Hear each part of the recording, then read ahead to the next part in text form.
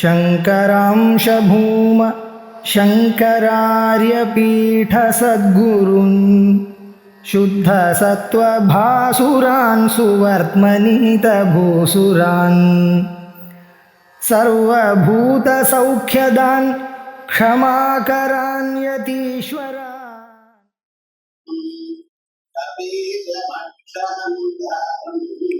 వందే లంకా భయంకరం ఉల్లంఘ్య సింధో సలిలం సలీలం యశోకవన్నిం జనకాత్మజాయా ఆదాయ తేనైవ దదాలంకాం నమామి తం ప్రాంజలిరాంజనేయం. ఆంజనేయమతిపాటలాననం కాంచనాద్రికమనీయ విగ్రహం పారిజాతతరుమూలవాసినం భావయామి రవమాననందనం.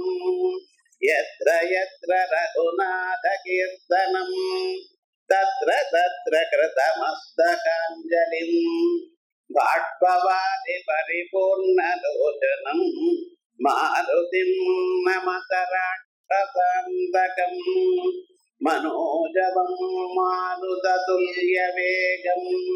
జితేంద్రియం బుద్ధిమతాం వరిష్టం వాతాత్మజం వానరయోధముఖ్యం శ్రీరామదూతం శిరసా నమామి.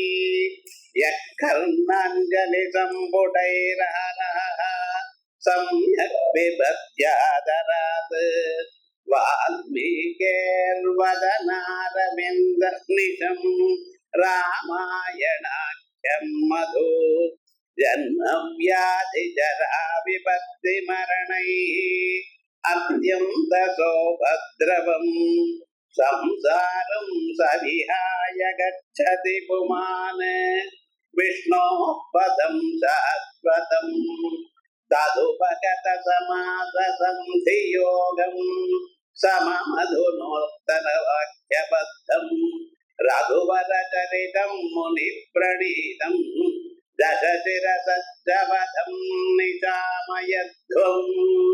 వాల్మీకి సంభూత రామసాగరగామిని పునాది భువనం పుణ్య రామాయణ మహానది శ్లోకసారసమాకీర్ణం సర్గకల్లోల సంకులం కాండగ్రాహ మహామీనం వందే రామాయణార్ణవం. వేద వేద్యే పరే పుంసే జాతే దశరథాత్మజే వేద ప్రాచేత సాదాసీత్ సాక్షాత్ రామాయణాత్మనా. వైదేహీ సహితం సురద్రుమతలే హైమే మహామండపే మధ్యే పుష్పకమాసనే మణిమయే వీరాసనే స్థితం అగ్రే వాసయతి ప్రభంజనసుతే తత్వం మునిభ్యః పరం వ్యాఖ్యాంతం భరతాదిభిః పరివృతం రామం భజే శ్యామలం. నమోస్తు రామాయ లక్ష్మణాయ దేవ్యై చ తస్యై జనకాత్మజాయై నమోస్తు రుద్రేంద్రయమానిలేభ్యః నమోస్తు చంద్రార్కమరుద్గణేభ్యః. హనుమ సర్వదా సర్వకాలము రామనామస్మరణం చేసుకుంటూ సీతమ్మ తల్లిని చూసి ఆమెకి ధైర్యం చెప్పాడు. ఆ ధైర్యం చెప్పకుంటే సీతమ్మ తల్లి అప్పుడే ప్రాణాన్ని వదిలి ఉండేది. అలాంటి పరిస్థితులు అప్పుడు ధైర్యం చెప్పడానికి ఏ భాషలో మాట్లాడాలి, ఎలా మాట్లాడాలి, దేన్ని చెప్పాలి, ఏది చెప్పాలి ఏది చెప్పకూడదు. దుఃఖంలో కూడా రాముడు మహా దుఃఖంలో ఉన్నాడు అని చెప్పారంటే ఇంకా కట్టం. ఇవన్నీ చూసుకుని చక్కగా దశరథ చరిత్రం నుంచి ఆరంభం చేసి దశరథో నామ రథకుంజర బాజిమాన్ అని దశరథుని చెప్పుకుంటూ జనకుడిని చెప్పుకుంటూ అలా వచ్చి చివరకు తాను వచ్చే పర్యంతం వచ్చే సందర్భం చూసిన పర్యంతం చెప్పాడు. చూసి సంతోషించి ఇప్పటి మాటలు విని అత్యద్భుతంగా ఏది ముఖ్యంగా ఆస్వాదించాలో అలాంటి మాటలు చెప్పాడు. అప్పుడు సీతమ్మ తల్లికి నిజంగా మనస్సుకు సంతోషం ఏర్పడి, చాలా సందర్భాల్లో మనం జీవితంలో బాధలు అనుభవిస్తూ ఉన్నప్పుడు భక్తులు ఎవరైనా వచ్చారంటే వారు చెప్పిన 2 మాటలు ఉన్నాయి చూసారా, మనస్సుకు చాలా శాంతి. ఇదే శ్రీమద్ భాగవతంలో చెప్పినప్పుడు కూడా అచ్యుత జనాగమే గృహేషు తప్త నిర్విణ యథా అచ్యుత జనాగమే గృహేషు తప్త. ఇంటిలో బాధపడుతూ ఉన్నప్పుడు, ఫలాని దుఃఖం అని తెలియకుండా బాధపడుతున్నప్పుడు భక్తులు జ్ఞానులు వారు వచ్చి వారండి మీకేం బాధ లేదండి అంటే వాళ్ళేమో మన కట్టాలని తీసుకోబోయేది లేదు. అయినప్పటికీ కూడా వారి మాటల యొక్క గౌరవం అన్నది మనకు నిజంగా శాంతినిస్తుంది. అలాంటి శాంతిని ఇచ్చింది అమ్మ. అప్పుడు సీతమ్మ తల్లి హనుమని చూసి, అయ్యా ముఖ్యంగా నాకు కావాల్సిన రామచరిత్ర, దాన్నే చెప్పండి, జీవితంలో వేరేమి నాకేమో అక్కర్లేదు. రాముడి గుణగణాన్ని చెప్పండి, ఆ రాముడు ఎలా ఉన్నాడు, ఏం చేస్తున్నారు, ఈ విషయాలన్నీ మళ్ళీ చెప్పండి. నేను చెప్పిందానే మళ్ళీ మొదటి నుంచి దశరథుడి నుంచి ఆరంభం చెప్పి ఇప్పుడు నేను వచ్చిన పర్యంతం చెప్పేశాడు. ఇలా మిమ్మల్ని వెతుక్కుంటూ ఇక్కడికి వచ్చాను, సీతమ్మ తల్లిని వెతుక్కుంటూ ఇక్కడికి వచ్చాను, ఇవన్నీ చెప్పినప్పటికి కూడా మళ్ళీ చెప్పండి అంటే ఆ మాటలు వినడానికి చాలా సంతోషం. ఆ రామనామ స్మరణ, ఆ రాముడి యొక్క చరిత్రము మనకు నిజంగా సంతోషాన్ని ఇస్తుంది అనే అభిప్రాయంతో మళ్ళీ మళ్ళీ విని అప్పుడు హనుమ చెప్పాట, అమ్మా మీ తాపం చూస్తే ఇప్పుడే శ్రీరాముడిని అనుభవించారు, ఇప్పుడే రామచంద్ర దగ్గరికి వెళ్ళాలని అని అంటుంది. అందువల్ల ఓ చిన్న ఆలోచన చెప్తాను. పృష్ఠమారోహమే దేహి మాభికంఠ స్వశోభనే యోగమన్విచ్చరామేణ శశాంకేనే భగసరి రోహిణి. అమ్మా నా అక్కడి నుంచి ఇలా సముద్రం దాటి వచ్చాను, అలాగే మిమ్మల్ని సముద్రం దాటి రాముడి దగ్గర చేర్పించేస్తారు అని ఒక ఆలోచన చెప్పాట. ఈ ఆలోచన చెప్పినప్పుడు సీతమ్మ తల్లి చెప్పింది, అయ్యా ఇందువల్లే నేను కూడా ప్రాకృతత్వం కవిమన్యే, ఇంతవరకు చాలా బాగుంది మీరు చెప్పింది. అయినా ఈ ఒక్క ఆలోచన చెప్పారు చూసారా, ఇదేది మీరు సాధారణ కోతిగా మారిపోయారు. ఇంతకు ముందు ఏం చెప్పింది, విక్రాంతత్వం సమర్థత్వం ప్రాజ్ఞస్వం వానరోత్తమ ఏనేదం రాక్షస పదం స్వయైకేన ప్రదర్శితం. మీరే విక్రాంతులు, మీరే చాలా గొప్పవారు, మీరే సమర్థులు అని మెచ్చుకున్న సీతమ్మ తల్లి మరుక్షణం ఈ మాట చెప్తే ఏమైంది, యా సముద్రం దాటుతా అంటున్నారు, నన్ను భుజం మీద ఎక్కిన సముద్రం దాటుకుంటా అంటున్నారు, చాలా బాగుంది. మీరు సముద్రం దాటేవాడు రాక్షసులకు తెలిసి వారు శూల నిశ్చింసపాణయ ఆయుధాలతో ఎదురుగా వచ్చారు అనుకోండి. ఆ ఆయుధాలతో వచ్చినప్పుడు మీరు ఏం చేయగలరు? అప్పుడు వారితో యుద్ధం చేయగలరా? యుద్ధం చేస్తారా? యుద్ధం చేశారంటే యుద్ధంలో జయ పరాజయం, జయము పరాజయము ఇవన్నీ యుద్ధంలో మనకు తెలియదు కదా. ఎవరు జయిస్తారో ఎవరు జయించరు అనే విషయాలు మనకు తెలియదు కదా. అవ్యవస్థం దృశ్యేతే యుద్ధే జయ పరాజయం. ఎంత గొప్పవాడైనా యుద్ధమును వచ్చినప్పుడు ఎప్పుడు జయిస్తా ఎప్పుడు ఓడిపోతామని తెలియదు. అంతేకాకుండా నేను సముద్రంలో పడిపోయాను అనుకోండి, జలచరాలను మింగేయవచ్చు మీరు యుద్ధం చేసేటప్పుడు. అలా కాకుండా వారు మీ దగ్గర నుంచి నన్ను బ్రతకొచ్చి ఏ చోట్లో చుడితే తెలియదో ఆ చోట్లో దాటవచ్చు. ఇన్ని సందర్భాలు ఉన్నాయి. అవన్నీ ఉన్నా కూడా భద్రభక్తిం పురస్కృత్య రామాదన్యస్య వానర అనీష కింకరిష్యామి వినాశా వివథా సతీ. భద్రభక్తిం పురస్కృత్య, అంతేకాకుండా ఒక స్త్రీ తన భర్త తప్ప తక్కిన వారితో కూడా భోజనంకి పోవడం అనేది న్యాయం కాదని. ఎటువంటి సందర్భం, ఇలాంటి సందర్భంలో చెబుతున్నారు అంటే అది ఎటువంటిది మనం గమనించుకోవాలి. అంటే సాధారణంగా ఇలా కాదు, భక్తిం పురస్కృత్య, అందువల్ల ఇటువంటిప్పుడు కూడా అలా చేయకూడదు. రామాదన్య భారత వానర అనీత కిం కరిష్యామి, రావణుడు మిమ్మల్ని పట్టుకెళ్ళాడు కదా అంటే అప్పుడు నాకు తెలియదు కదా, నా సామర్థ్యం లేదు కదా, అందువల్ల అనీత కిం కరిష్యామి వినాథ విభజాతతి, అందువల్ల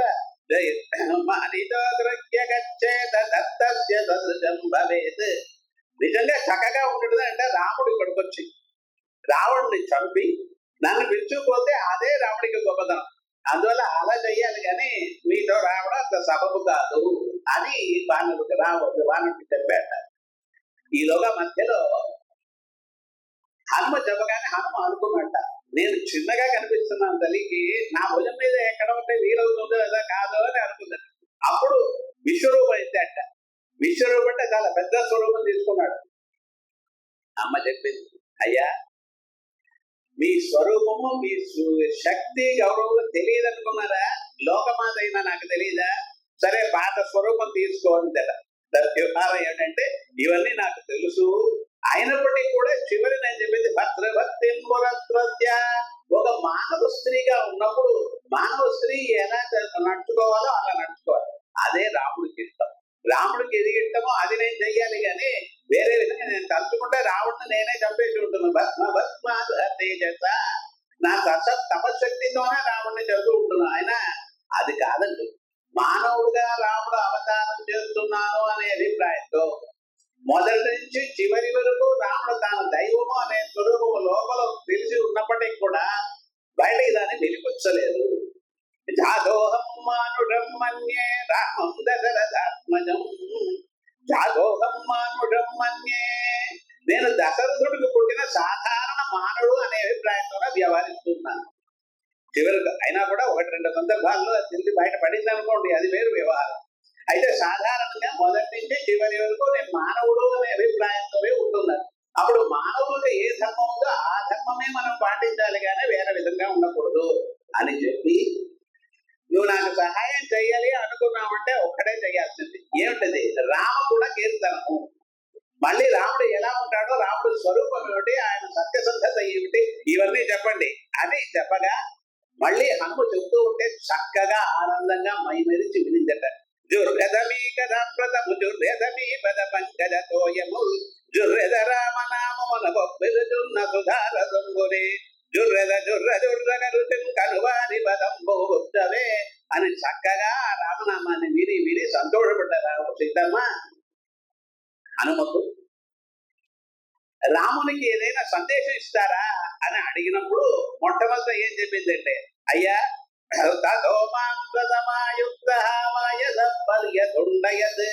ఒక కాలంలో మేము వనవాసంలో ఉన్నప్పుడు ఏకాంతంగా, అక్కడ వెళ్ళలేదు కదా, లక్ష్మణుడు విడిగా పుట్పాలు బలాలు తేవడానికి వెళ్ళాడు. ఏకాంతంగా ఉన్నాం. ఏకాంతంగా ఉన్నప్పుడు రాముడి ఒడిలో కొద్దిసేపు నేను పడుతూ నిద్రపోయాను. ఆ తర్వాత తర్వాత రాముడు నా ఒళ్ళో పడుకుని నిద్రపోతూ ఉన్నాడు.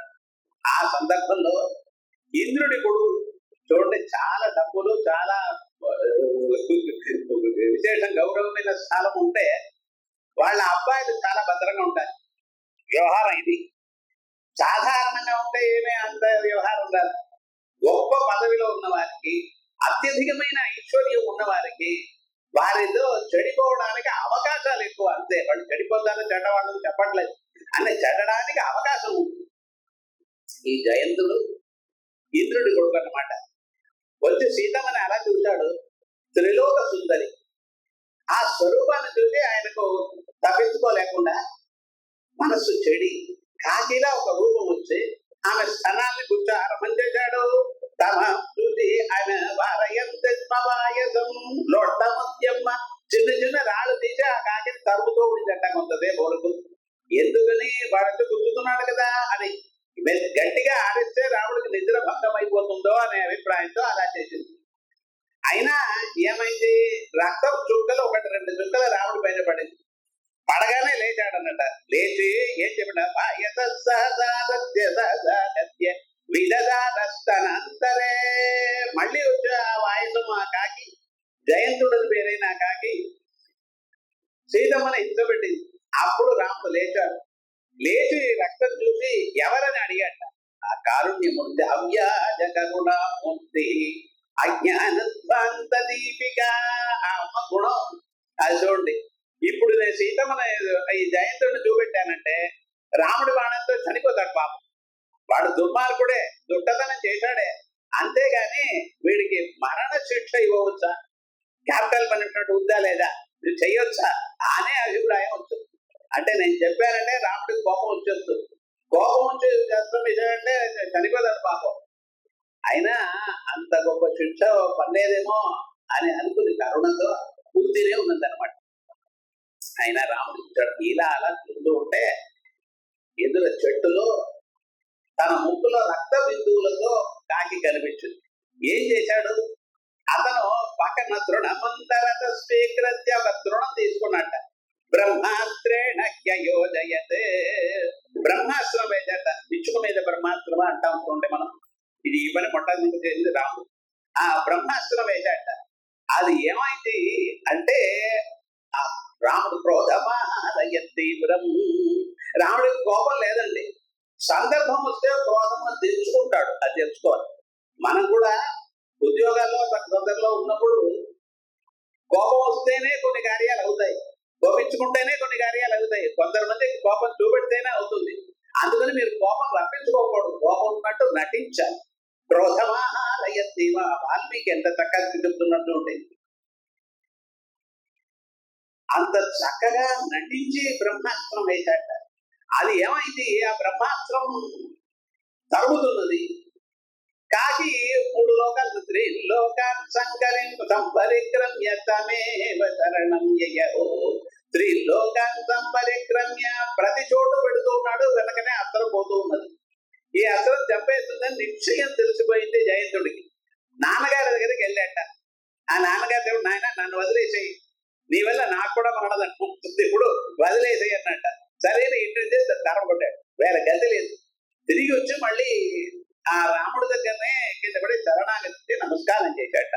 ఆ నమస్కారం చేసినప్పుడు ఎలాంటి నమస్కారం చేయాలి? వారి పాదముల వద్ద మన శిరస్సు ఉండేట నమస్కారం చేయడం అది న్యాయం. అయితే ఈ కాకి అవసరంలో తొట్టుపాటులో తెలియలేదండి. ఏం చేశాడండి? తోక రాముడు పక్క ఉన్నట్టు, తల ఆ పక్క ఉన్నట్టు పడిందట. అమ్మ ఆ వ్యాజ కరుణ దయ చూడండి. ఏం చేసి ఆ కాకి తల తిప్పి ఇలా తిప్పిందట. అయ్యా ఇట్లా నమస్కారం చేయి, లేకుంటే నీ ప్రాణం పోతుంది అని దేశికులు దయాశతకంలో చెప్పారు. ఇది వాల్మీకి రామాయణంలో లేదు. అంటే ఆర్ద్రాపరాధ స్వయం, అతను చేసిన అపరాధం ఇంకా ఎండలేదు, ఇంకా పచ్చగానే ఉంది. అటువంటప్పుడు కూడా కాకిని కాపాడాలనే హృదయం, అది సీతమ్మ తల్లి. రామాయణంలో రాముడి పాత్ర గొప్పదా, సీత పాత్ర గొప్పదా అంటే రెండు తులనాత్మకంగానే ఉంటుంది.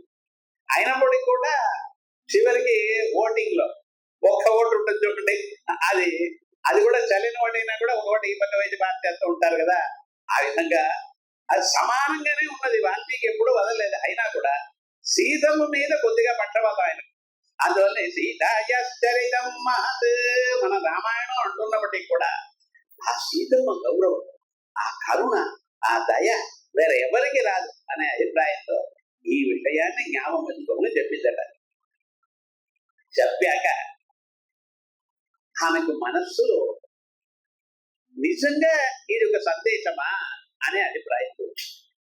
ఎందుకండి నిజమా సందేశమా అంటే, ఈ విషయం ఇది ఏ మాట చెబితే రాముడికి మట్టుకు నిజంగా ఈమె సీతనే అన్నది జ్ఞాపకం ఉండాలి. ఏ సమాచారం చెప్పామంటే ఆ చెప్పిన వ్యక్తి సీతమ్మ తప్ప వేరే వ్యక్తి కాదు అనే నిశ్చయం రావాలి. అదే కదా సందేశానికి. అయితే ఇప్పుడు నేను చెప్పిన సందేశం ఎవరికి తెలిసింది? ఇంద్రుడికి తెలుసు, జయంతుడికి తెలుసు, మహర్షులకు తెలుసు ఈ విషయం. ఇవన్నీ కూడా వచ్చి చెప్తే ఇది సంకేతమైన సందేహం కాదు కదా. నలుగురికి కొంతమందికి తెలిసినది కదా. అందువల్ల మన ఇద్దరికి మట్టుకు తెలిసిన ఒక సంకేతం చెప్పాలి అని ఆలోచించి హనుమ అడగానే అప్పుడు రామనాంకమాంకితం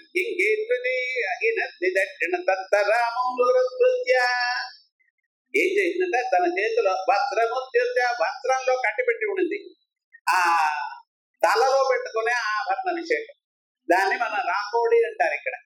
అలాంటి ఆ రొకడిని తీసి ఆ హనుమకి ఇచ్చింది. చూసి దీన్ని రామునికి ఇవ్వయ్యా, ఇది ఇచ్చావంటే మా నాన్నని ఆయన స్మరిస్తారు. ఏంట వివాహ కాలంలో ఇచ్చిన స్వరూపం అది. ఏమైనప్పుడే భర్త 1000 ఆభరణాలు చేసి ఇవ్వండి, మన పుట్టింట్లో పెట్టిన ఆభరణాలు స్త్రీలకి చాలా గొప్ప. దానికన్నా 10 భర్త గారు తీసుకుంటారు, పుత్రులు తీసుకుంటారు, అది వేరే. అయినా కూడా పాత జాడీలు ఉన్నాయి చూసారా, మా తాతగారి నుంచి వచ్చిందండి అంటారు.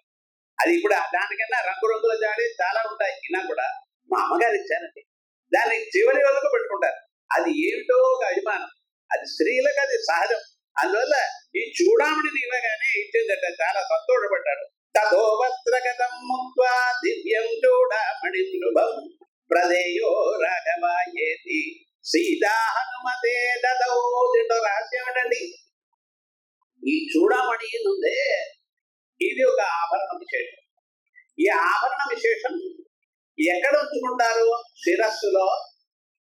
ఎచ్చటైతే జడ ప్రారంభమవుతుందో ఆ చోట్ల ఉంచుకుంటారు. 2-3 స్థలాలు ఉన్నాయి. మనకు ఆభరణాలన్నీ ఏదో ఆభరణాల అలంకారానికి అని అనుకుంటాం, అయితే అది కాదండి. ప్రతి ఆభరణం కానీ మన దేశంలో చెప్పిన ఆభరణానికి ఏదో ఒక విశేషం ఉంది. యోగ శాస్త్ర రీతిగా మన శరీరంలో 2 నాడులు ఉన్నాయట. ఇడా అని ఒక నాడి, పింగళ అని ఒక నాడి. ఈ ఇడా పింగళ 2 నాడులు చేరి మనకు లలాట స్థానం వరకు అలా ఒకటి పెన వేసుకుని పైకి వస్తుంది. ఆ వచ్చినాక అది చేరింది సుషుమ్నా నాడి ప్రాంతంలో చేరుతుంది. ఆ సుషుమ్నా నాడితో చేరి ఆ సుషుమ్నా నాడు మూర్ధ పర్యంతం వెళ్ళి ఆ మూర్ధకు తర్వాత ఒక కంకుడు అంటే మీరు ఆ చూడామణి పెట్టుకునే చోట్లో వచ్చి కలుస్తుంది. అక్కడి నుంచి స్త్రీలు జడలు వేయడం ఆరంభం చేస్తారు. జడలు వేసినప్పుడు ఎలా వేస్తారండి? 3 పాళ్లుగా దాన్ని విభజిస్తారు. విభజించి ఒకటి పెన వేసి అలా చేస్తారు. ఆ చేసి చివరికి కనిపించేది 2 కనిపిస్తాయి. సీతా సిద్ధో సరితే యత్ర సంగతే. ఒక చోట్ల ఒక 2 పాయలుగా మట్టు కనిపిస్తుంది, 3వ పాయ దాన్ని మరీ కొలుస్తుంది. అది ఎక్కడ ఆరంభం అవుతుందో ఆ చోట్ల చూడాలనుకుంటా. ఇది దానికి ముఖ్యం. ఇవన్నీ కూడా భరతుడు తన నాట్య శాస్త్రంలో చెప్పాడు. అభినవ భారతి అనే గ్రంథంలో నాట్య శాస్త్రంలో చెప్పాడు. అందువల్ల సాధారణంగా ఏదో ఆభరణాలు, ఏదో ఒక చంద్రుడిని పెట్టుకోవడం, ఒక సూర్యుడిని పెట్టుకోవడం, నాట్యం చేయడం సూర్య చంద్రుడు అక్కడ పెట్టుకోవడం ఎందుకంటే ఇది సూర్యనాడి, అది చంద్రనాడి. అది చెప్పడానికి అంటే మనకు సాధారణంగా మన పూర్వీకుల్లో గ్రంథాల్లో మహర్షులు కానీ కావ్యకర్తలు కానీ ఏదో నోటికి వచ్చింది చెప్పలేదండి. మన దైనందినిక జీవితంలో మనం చూసేది ఎంత ముఖ్యమో దీనికి విశేషమైన ఒక అర్థం ఏమున్నదో అది చూశాడు. ఈ చూడమణికి మణి చాలా పెద్దగానే ఉంటుంది, దాంట్లో రత్నాలు ఇవన్నీ చెక్కి ఉంటారు. అయినప్పటికీ కూడా దాని చివర ఉన్నటువంటి ఆ వెనక ఉన్నటువంటి రంధ్రం ఉంది చూసారా, చాలా తక్కువగా ఉంటుంది. దాంట్లో ఏదో ఒక 10-20 వెంట్రుకలు లోపలికి దూరుతాయి కానీ చాలా పూర్తిగా దూరదు. దాన్ని పుచ్చుకొని హనుమ చేత చిటికిన వెళ్ళి ఆ చూడమని రంధ్రం ఎలా ఉందో అంత సైజుకి దాన్ని మారాడు. అది చాలా టైట్ గా ఉండకూడదు, చాలా సులభంగా ఉండకూడదు. అది మధ్యలో ఎక్కడైనా పడిపోతే ఏమిటి, దాన్ని అలాగే ఉంగరంలా ధరించంట ఆయన. ఇప్పుడు కూడా చూడండి, కొంతమంది ఉంగరాలు చాలా పెద్దగా పెట్టుకుంటారు వ్యవహారం, అలా హనుమ ధరించారట. అలా ప్రధేయో రాఘవాయేతి సీతా హనుమతే దదౌ. ఇది చెప్పినప్పుడే ఈ చూడమణ్ణి చూడగానే మా నాన్నగారిని మా అమ్మగారిని తలుస్తారు ఆయన అనుకుంటూ చెప్పిందట. చెప్పగానే ఇది చాలా, ఈ సంకేతములు చాలా అని మళ్ళీ ఆలోచన చేసింది. ఇది కూడా చాలదండి. ఏమిటంటే మొదట చెప్పిన సంకేతం మన ఇరువురికి తప్ప స్నేహితుడికి, ఇతరుడికి, తక్కిన వారికి తెలిసింది. అది చాలా మందికి తెలిసింది. ఇప్పుడు ఈ ఇచ్చిన సంకేతం చూసారా, ఇది ఎవరికి? రాముడికి సీతమ్మకు తప్ప జనకుడికి తెలుసు. మూడో వ్యక్తికి తెలియని సంకేతం చెప్పాలి. ముందున్నది ఇద్దరికి తప్ప మరో ఇద్దరికి తెలిసింది, ఇప్పుడు మరిద్దరికి తప్ప ఇంకో వ్యక్తికి తెలిసింది. ఏ వ్యక్తికి తెలియనట్టు ఒక సంకేతం చెప్పాలి అని అనుకుని మనస్థిలాయ తిలక గంట పార్శ్వే నివేశితః త్వయా ప్రనట్టే తిలకే తంగిల స్మర్తుమరసి. మరో సంకేతం రహస్యం చెప్తాను వినండి. ఏమిటి? ఓ రోజు నేను అలా నిద్రపోయి లేచాను. లేవగానే అది ఏమైంది, ముఖంలో ఉన్నటువంటి ఆ తిలకం కాస్త కొద్దిగా జరిగిపోయింది. రాముడు చూశాట, సుమంగలికి ముఖ్యంగా ఉండాల్సింది నెట్టిన బొట్టు. ఎందుకండి బొట్టు ఎందుకు పెట్టుకోవాలి? అక్కర్లేదు కదా, లేకుంటే అంతగా కనిపించరా? ఇవన్నీ చూసే అలవాట్లలో ఉంటుంది. బొట్టు లేకుండా చూసినా కూడా వాళ్ళు అంతగానే ఉంటారు. అయినా కూడా ఆ బొట్టుకు విశేష ప్రాముఖ్యత ఏమిటండి అంటే, యోగ మార్గంలో ఓంకారాన్ని స్మరించినప్పుడు రెండు గురువు మధ్యలో అక్కడ మనం చూసుకోవాలి. చక్షుశ్చైవాంతరే భ్రువో అని అక్కడ మన చూపును నిలిపి ధ్యానం చేయమని చెప్తుంది. అంటే చూపుని అక్కడ నిలపడం ఎలాగంటే సాధ్యం అంటే, అచ్చట ఏదో ఒక గుర్తు పెట్టుకుని దాన్ని చూసేట అలవాటు చూసుకోవాలి. అందువల్ల బొట్టు పెట్టుకోమన్నారు. పురుషులకైనా సరేనంటే స్త్రీలకైనా సరే. అది మొట్టమొదట ఆరంభమైంది. అలాంటప్పుడు అది దానికి తిలకమని పేరు. తిలము అంటారు కదండి. తిలం అంటే నువ్వు గింజ. ఆ నువ్వు గింజలా ఉండాలి తిలకం. అందువల్ల తిలము నుంచి వచ్చినది తిలకం. ఇప్పుడు సత్య ఉన్న స్త్రీలు కూడా తిలకల్లా పెట్టుకుంటారు ఆ నువ్వు గింజంతనే. అది ఎవరికి తెలియకూడదు. అది తెలిస్తే అవమానం అనే స్థితికి వచ్చారు ఇప్పుడు. అయినా కూడా దానికి పేరు తిలకమని పేరు ఏమిటి? ఆ కప్రతి ఎందుకు తిలమని చెప్పకుండా తిలకమని ఎందుకు చెప్పాడు? తిలము ఆకారంలో పెద్దదిగా ఉండాలి. దానికి వ్యవహారం ఎందుకంటే ప్రయోజనం ఏమిటి అని చూశారంటే, మీరు ధ్యానం చేయడం ఆరంభించినప్పుడు ఇది మీ కళ్ళ చూపులు అక్కడ ఉండడానికి చాలా సహాయపడుతుంది అనే యోగ శాస్త్రంలో చెప్పారు. ఇలా ఆ తిలకం అలా పెరిగిపోగా రాముడు చేస్తే అక్కడ పక్కన ఉన్న ఒక బీజాన్ని తీసి రాయికి అరగదీసి దాంట్లో నీళ్లు కొంచెం వేసి అరగదీసి దాన్ని ఎత్తి పెట్టేట. అంతేకాకుండా బుగ్గలో కూడా పెట్టేట. ఎందుకని పాద వివాహ సందర్భంగా గుర్తొచ్చిందేమో ఆయనకు. ఇలా మన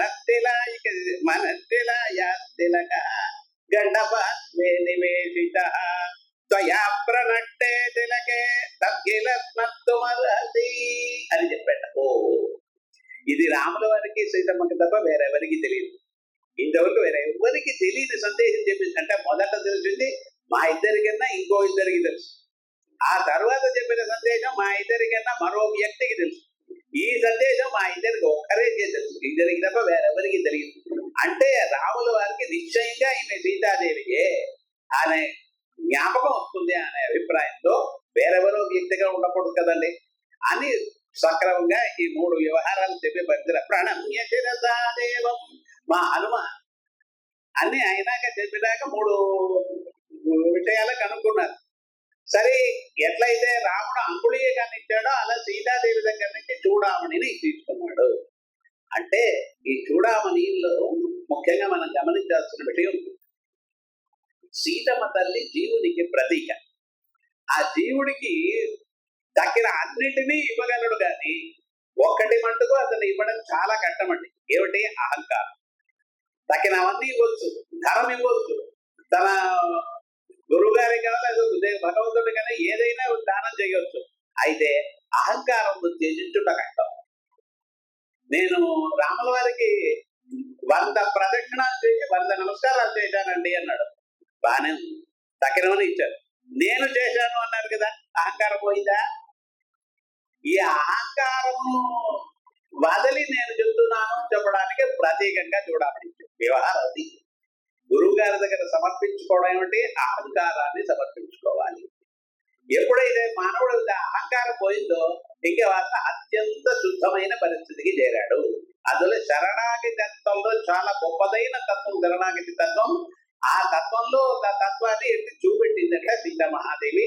చూడమని ప్రధానం చేసి తత్తం ఇలా నేను వెళ్ళిపోతున్నానమ్మా అని అంటే సీతమ్మ తల్లి చెప్పిందట, అయ్యా నువ్వు వెళ్ళిపోతే మళ్ళీ నా జీవితం పాతమాలే అయిపోతుంది, వేరే దేని గురించి ఆలోచించను, అందువల్ల ఇక్కడెక్కడైనా ఒక మూలలో ఒక రోజు ఉండేసి వెళ్ళిపోవచ్చు కదా నువ్వు అన్నారు. తదత్తం ప్రస్థితం సీత వీక్షమాణ పునః పునః ఎరివా మన్యసే వీర బసైకా మరిందమా. మన అందరూ చెప్పే మాటలేదు. ఎవరైనా అంటే ఇంకొక రోజు ఉండేసి వెళ్ళిపోవచ్చా, ఇంకో గంట సేపు ఉండేది, ఇప్పుడే అంత అవసరం ఇలా అంటావు కదండి. బసైకా మరిందమ కస్మించిత్ సమృద్ధే దేశే విశ్రాంత శ్లోకమిష్యతి. ఎందుకయ్యా ఎందుకు ఉండాలి అంటే మళ్ళీ రామకథ చెప్పవా, రామగుణం చెప్పవా, అది చెప్తే విధాత విపాతు విపతో ఏన సిద్ధంతి వాక్యవారిణ. దాహం ఉన్న వ్యక్తికి చల్లని మంచినీళ్ళు ఇస్తే అది ఎలా సంతోషంగా తాగుతాడో ఆ విధంగా రామకథని మళ్ళీ మళ్ళీ వినాలని ఉంది బాబు అని చెప్పాడు. సరే చెప్పి హనుమ ఒక చిన్న అనుజ్ఞ కోరాడు సీతమ్మ తల్లి దగ్గర. అమ్మా మిమ్మల్ని ఈ రాక్షసులని ఇలా వేధించుకుని తింటున్నారు, వారిని ఒక పని పట్టేసి వెళ్ళిపోతానేమో అంటే ఆ వానరుడికి ఒక బుద్ధులు అది పోలేదు. ఏమిటంటే మనల్ని ఏం చేస్తే అది చెయ్యాలి, వాడికి కొత్తగా దుర్బుద్ధులు పుట్టవు. ఈ మానవుడు ఏది చేసినా అది చేయాలి. వాళ్ళు మిమ్మల్ని నిలబెట్టారు కదా, అది చూశాడు కదా, తాను నిలబెట్టాలంటే ఆ స్వభావం. అందువల్ల వేరే ఒక చేతి పట్టేసి వెళ్ళరా అన్నట్ట. అప్పుడు సీతమ్మ తల్లి చెప్పింది, అమ్మ ఆ పని చేయకండి, రాక్షసుడు రావణుడు చెప్పినట్టు వాళ్ళు తన స్వకర్తవ్యాన్ని నిర్వహిస్తున్నారు, అంతేగాని వారిలో తప్పేమీ లేదు, అందువల్ల వారిని చేయకూడదు అని చెప్పిందట. అక్కడి వానరులు బతికిపోయారు. ఎక్కడ ఆ అశోకవనంలో ఉన్న రాక్షసులు మట్టుకు బతికిపోయారు వేరెవరు గారు. అశోకవనం నుంచి బయటకు వచ్చాడు. ఇప్పుడు ఏం చెయ్యాలని నేరుగా తాను వచ్చిన పని పూర్తయింది. వచ్చిన పనికి పైన ఎక్కువ పనే చేశాడు. ఆ భవనాలన్నీ తిరిగి ఎక్కడ సైన్యం ఉందో, ఎంత సైన్యం ఉందో, వారి రహస్య స్థలములు ఏవో ఇవన్నీ కూడా రాత్రి కనిపెట్టాడు. కనిపెట్టి సంతోషంగా తను వచ్చిన పని పూర్తయింది అని అనుకుంటూ బయటికి వచ్చినాక ఆలోచన వచ్చిందట. మనం ఇంతవరకు చెప్పాము, ఈ రాక్షసులకు శత్రువులు జయించడానికి ఉన్న మార్గములు రాజధర్మములో ఒకటి ఉందండి. ఏంటది? శత్రువుల హృదయంలో భయాన్ని పెట్టడం. ఈ భయమును పెట్టామంటే వారికి ఆ భయమే వారిని చంపేస్తుంది. మానవుడి జీవితంలో రెండు వ్యవహారం, ఒకటి భయం ఉండకూడదు, రెండవది మనస్సులో అనవసరమైన డిప్రెషన్, నిరుత్సాహం, అది ఉండకూడదు. ఈ నిరుత్సాహం నైశ్చర్యం ఉండిందంటే ఆ మనస్సు తనకు తానే పోతుంది, వేరెవ్వలేదు. మీ మనస్సులో కానీ నేనేం చేయగలను, ఏమి లేదే అనే అభిప్రాయం మీకు వచ్చిందంటే డిప్రెషన్ అంటారు చూసారా, అది వచ్చిందంటే అది మనస్సుని కొద్ది కొద్దిగా తినేసిపోతుంది. మీ మనసు వేరే అక్కర్లేదు. అందువల్ల మానవుడికి ఉత్సాహాన్ని రప్పించుకోవాలి. అందువల్ల మనం ఏం చేయాలి? శత్రువులకు భయాన్ని, ఫియర్ సర్కోసిస్ అది పెట్టాలి అనే అభిప్రాయంతో బయట వచ్చారు. బయటకు వచ్చాక ఆలోచించేశాట. ఈ రాక్షసులు పని పట్టాలంటే 4 ఉపాయాలు చెప్పాయండి. సామ దాన భేద దండములన్న 4 ఉపాయాలు. ఏ ఉపాయాన్ని ఆలోచించేశారు? నసామ రక్షస్సు గుణాయ కల్పతే. మంచి మాట చెప్పి వారిని మనదోటి తెప్పించుకోవడం అనేది సామోపాయం అని పేరు. ఇది రాక్షసులకు చెల్లుతుందా? వారు మీ మాట చెప్పే మాట వినేవారా? మనం చెప్పే మాట వినిపించుకునేవారు కదా? కాదు కదా. అందువల్ల నసామరక్షస్సు గుణాయ కల్పతే నదానమర్థోపతితేషు యుజ్యతే. మన ఏదైనా అయ్యా నీకు ఇది ఇస్తానయ్యా, లంచం ఇస్తాను, అదేదో చేస్తాను, నీకు బహు గిఫ్ట్ ఇస్తాను అని చెప్పి ఏదో పని పూర్తి చేసుకోవచ్చు అన్నారు. అది వీలు కాదు. ఏమిటంటే వాడు ఎక్కువ ధనం ఉన్నవాడు, అధికమైన ధనం ఉన్నవాడికి ఎంత ఇచ్చినా వాడికి ధనం గొప్పగా కనిపించదు. అందువల్ల నదానమర్థోపతితేషు యుజ్యతే నభేద సత్య బలదర్పిత జనా. 3వ ఉపాయం భేదం. ఈ భేదం అనే ఉపాయాన్ని ప్రయోగిస్తామా అని చూశాడు. వీడు బలదర్పితులు, బలం చేత కొవ్వి ఉన్నవారు. వారికి మనం ఈ భేదోపాయం చెప్తే అది జరగదు. యుద్ధానికి సిద్ధంగా ఉంటారు కానీ నేను యుద్ధం చేసి నేను చంపేస్తా అంటే సరి చూడు అంటారు కానీ వాళ్ళు యుద్ధానికి సరిగా రాదు. అందువల్ల నా భేదమంత బలదర్పిత జనా పరాక్రమస్వేహ మమోహరో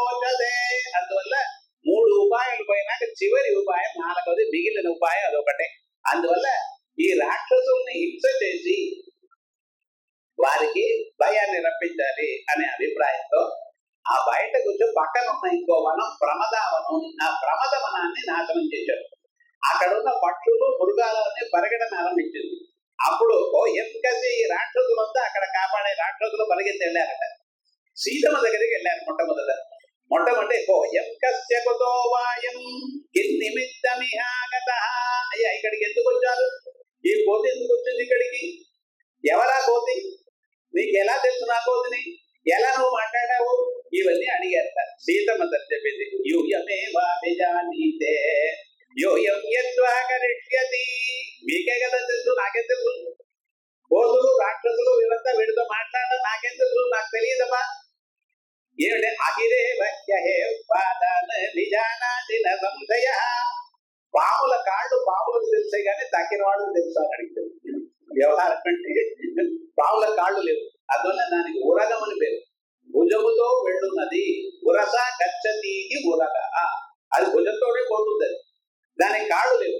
అయినా కాళ్ళు ఉందా లేదా అని ఎవరికి తెలుసు? పాము కాళ్ళు ఉందని మీరు చూస్తారా? ఎవరిని చూడగలడా? అదో అహిరే విజానాదిన సంశయ అని చెప్పి ఆ రాక్షసుని పంపగా, రాక్షసులు రావణుడికి చెప్పగా, రావణుడు కింకర్లు అనే పేరుతో 80,000 రాక్షసుని పంపట రావణుడు. ఇప్పుడు చూడండి, ఆ కాలం సరిగ్గా ఒక కోతిని పట్టుకోవడానికి ఒకరు ఇద్దరు పంపితే చాలదా? 80,000 రాక్షసుని పంపట. వాళ్ళు అనేక విధ ఆయుధాలతో రాగానే భీమం పరిగం తోరణశ్రితం. మా అమ్మ దగ్గర ఒక ఆయుధం తీసుకెళ్ళలేదండి. అదే అంబలు బిల్లులు ఇవన్నీ తీసుకెళ్తారంటే తెలియదు. అయితే అక్కడ ప్రాసాదం ఓ గుడి ఉంది, దాని పక్కన ఇనుప ఒకటి ఉంది పెద్దదిగా. ఆ గడియం తీసుకున్నాడు అంతే. ఇది ఒక్కటి చాలు. రాముడికి సాధారణమైన గడ్డి పోతే బ్రహ్మాస్త్రములతో ఆలంబనం అయితే హనుమకు ఇనుమ ఆలంబన కదా. ఒక ఇనుమ వెనకుండా తలుపుకు ఉన్నటువంటి ఆ ఇనుమ తీసుకుని పరిగమని లేదు, ఆ గడియం తీసుకుని దాంతోనే చంపేసేట 80,000 రాక్షసుల్ని. ఆ తర్వాత ఇద్దరితో వాళ్ళది ఆ చైత్య ప్రాసాదం ఉందో ఆ ప్రాసాదాన్ని దహించారు. దహించి ఆ భూమి మీద కూర్చున్నట్ట. కూర్చుని ఇప్పుడు ఆరంభం చేశాడు. జయత్యది బలో రామ లక్ష్మణస్య మహాబల రాజా జయతి సుగ్రీవ రాఘవేణాభిపాలిత దాసోహం కోసలేంద్రస్య రామస్య క్లిష్టకారిణ హనుమాన్ శత్రుదైత్యానాం నిహంతా మారుతాత్మజ. అయ్యా జయత్యది బలో రామ, రాముడు జయిస్తాడు. లక్ష్మణస్య మహాబల రాజా జయతి సుగ్రీవ, సుగ్రీవుడికి జయం కలుగుతుంది. రాఘవేణ బాహుపాలితే దాసోహం కోసలేంద్రస్య, నా కోసలేంద్రుడైనటువంటి ఆ రాముడి దూతను భట్టును రామస్య క్లిష్ట కర్మణ హనుమాన్ శత్రు సైన్యానం నిహంతా మారుతాత్మజ. శత్రు సైన్యాన్ని అందరినీ చంపడానికి వచ్చాను అని చెప్పుకుంటా అద్వయిత్వ తాను చేయాల్సిన పన్నన్ని ముందు చెప్తున్నాడు. అర్ధయిత్వ పురీం లంకాం అభివద్యత మైథిలీం, లంకను నాశనం చేసి సీతమ్మ తల్లికి నమస్కారం చేసి సమృద్ధార్థోగమిష్యామి విషతాం సర్వరక్షసాం, మీరందరూ చూస్తూ ఉండగా ఈ లంకను నాశనం చేసి నేను పెడతాను అని గట్టగా మొదట ప్రకటన చేశాడు. ఈ చేసిన విషయాలన్నీ ఇక్కడ రావణుడి వరకు వెళ్ళిపోయింటాడు. ఇది వెళ్ళాలనే అభిప్రాయంతోనే ఇక్కడ చెప్పాడు. చెప్పడం కాకుండా మాతృజాని సహస్రాన్ని విసృష్టాని మహాత్మనామ, ఏదో నేను ఒక్క కోతి ఇక్కడ వచ్చానని అనుకోకండి. మాతృజాని సహస్రాన్ని ఇంకా 1000 కోతులు వస్తాయి ఇక్కడికి, నాలాంటి కోతులే.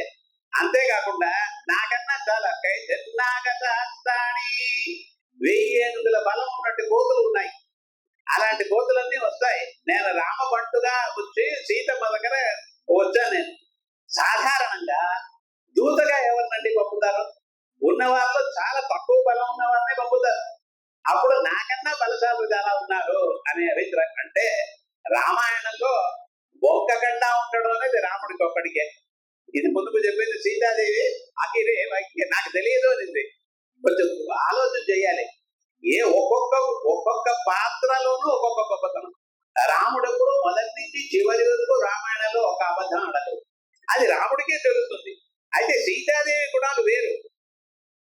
అలా హనుమంతుడు ఇలా చెప్పడం కాకుండా ఆయన మనస్సులో అభిప్రాయం ఏమిటండి, ఆ రామగుణాన్ని చెప్పాలి, అన్ని చోట్లలో ప్రకటించాలి. ఎవరికి రాముడి గుణాలు తెలియదో, ఏ స్థలంలో తెలియలేదో అక్కడ కూడా చెప్పాలి.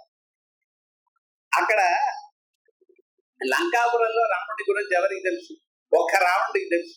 దక్కిన వారికి ఎవరికి తెలియదు. ఆ రావణుడు మట్టుకు ఏదో ముందుకు రాముడి గురించి విన్నాడు కాబట్టి, ఆ శూర్పణఖ సీతమ్మ తల్లి యొక్క గౌరవాన్ని, ఆమె అందాన్ని చూపింది కాబట్టి, చెప్పింది కాబట్టి ఆ రాముడికి తెలిసి వచ్చాడు. కానీ తక్కిన ఎవరికి కానీ రాముడి యొక్క గుణగణాలు అక్కడ చేరడానికి సందర్భం లేదు. అటువంటి స్థలంలో పోయి నేను చెప్పాలి అనే అభిప్రాయంతో హనుమ గుణం అదేనండి. ఎక్కడ పోయినా రాముడి కీర్తిని స్మరిస్తూ ఉండాలి, రామనామాన్ని చెబుతూ ఉండాలి, రామనామ జపం చేస్తూ ఉండాలి. ఎత్ర ఎత్ర రఘునాథ కీర్తనం తత్ర తత్ర కృతమస్తకంజలి. రఘునాథ కీర్తనం, ఆ రాముడి కీర్తన, రాముడి నామ ఎవరు చెబుతూ ఉన్నా కూడా దాన్ని అప్పుడే ఆనందంగా వింటూ ఉంటాడు. ఆ స్థలంలో మనం వచ్చి కూర్చుంటాడు. వారు ఎవరు చెప్పినా, చాలా చెప్పగలిగిన గొప్పవారు చెప్పినా సరే, సాధారణ వ్యక్తులు చెప్పినా సరే, ఆయనకు అది లేదండి. విషయ గౌరవమే ఆయనకు ముఖ్యం.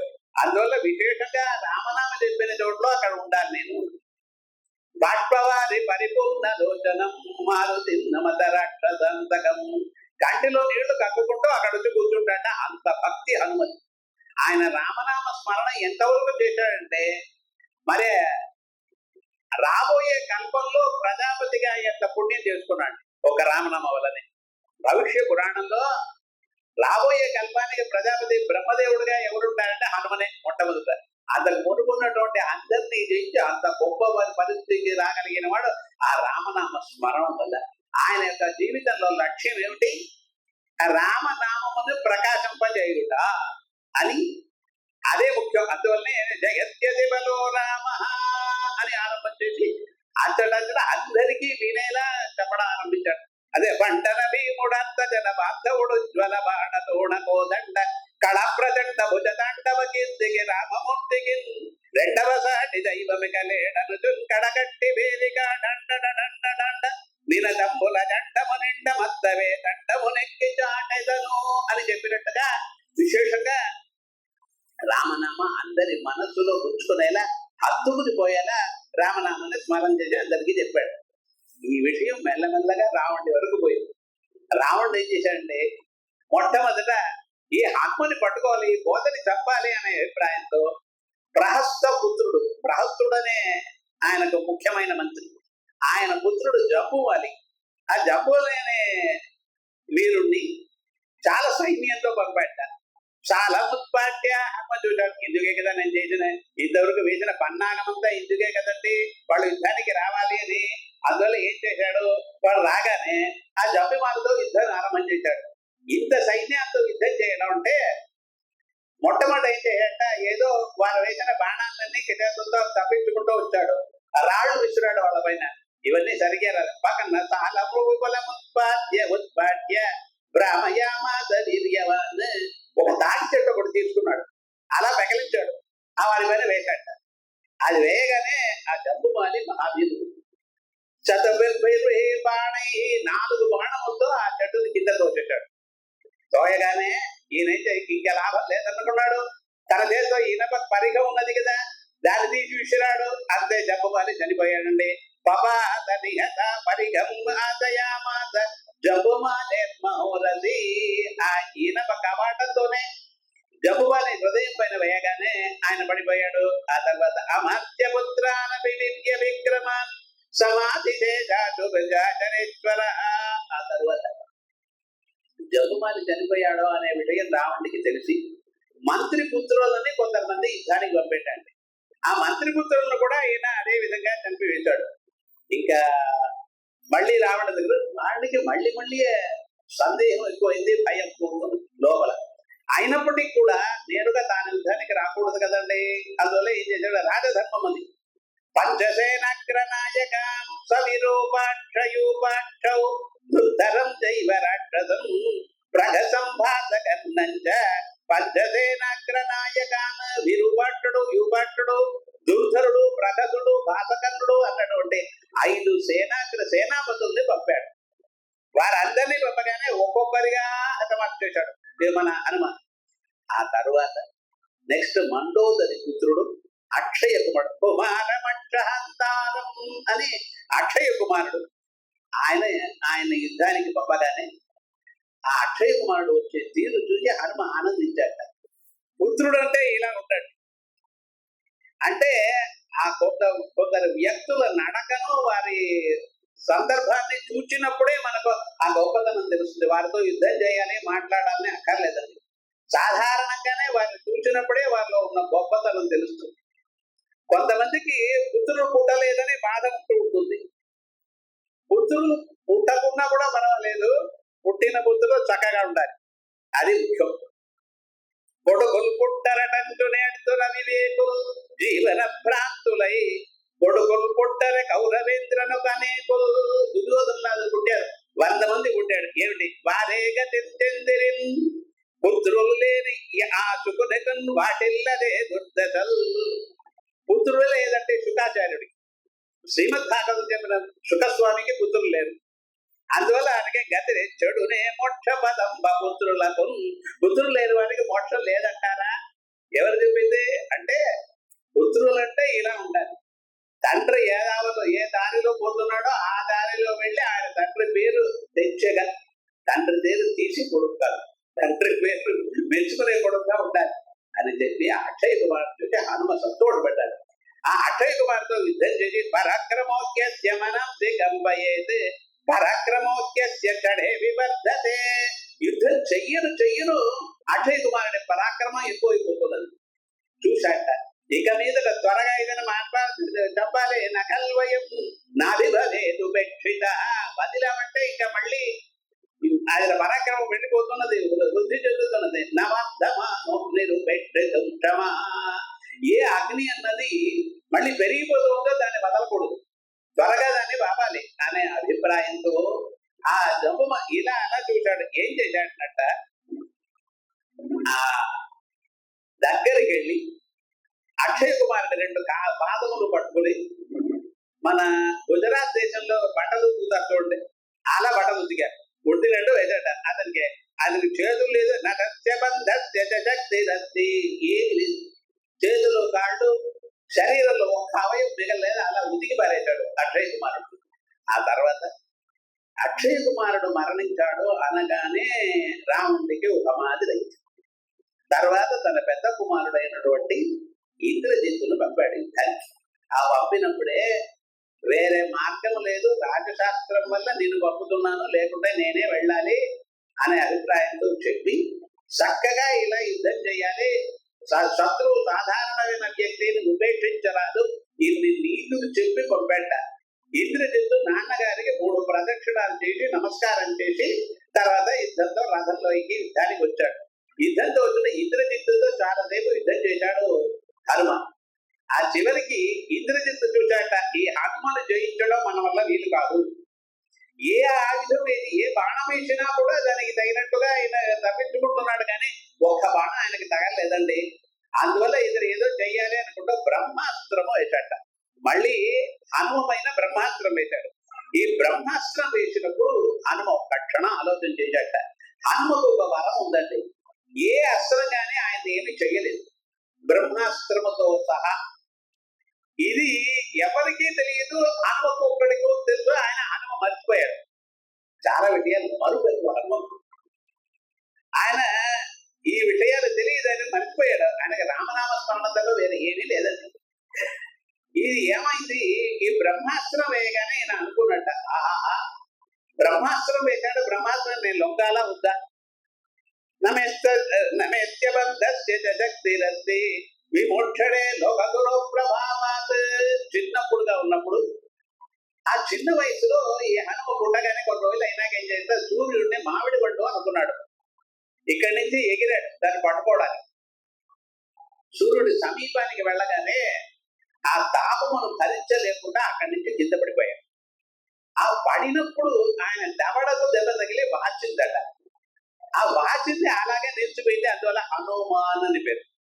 ఆయనకి హనుమాన్ అని పేరు. హను అంటే దవడకు పేరు, కింది దవడకు పేరు.